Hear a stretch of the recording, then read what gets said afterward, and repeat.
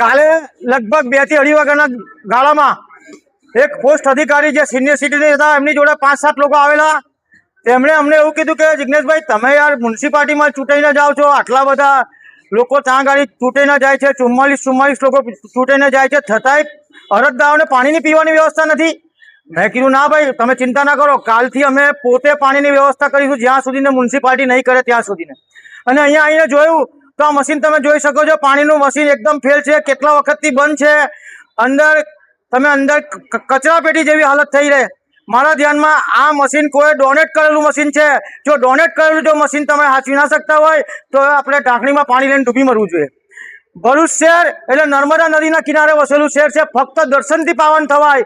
અહીંનું પાણી જો કચ્છ, કાઠિયાવાડ અને રાજસ્થાન, MP, મધ્યપ્રદેશ બધી દરેક જગ્યાએ આપી શકતા હોય તો આપણા ભરૂચની જનતા કેમ આપણે નગરપાલિકાની અંદર પીવાનું પાણી ના આપી શકીએ? સાથે ટોયલેટ બાથરૂમ બી ચોખ્ખા, કારણ કે લેડીઝો આવતા હોય, ઉંમરલાયક લોકો આવતા હોય, એ ટોયલેટ બાથરૂમમાં લપસી જાય, અંદર જવાની જગ્યા ના હોય. કમસે કમ સ્વચ્છ ભારતની જે આપણે વાત કરીએ છીએ, સુંદર ભારતની વાત કરીએ છીએ, તેનું સાર્થક કરવા માટે આપણે બધાએ સાથે મળી અને ચીફ ઓફિસરને અમે ખાતરી આપી કે ભાઈ તમે અમને આ કામ નહીં કરો તો આવનાર દિવસોની અંદર આનાથી અમે ઝડપ પ્રોગ્રામ આપીશું.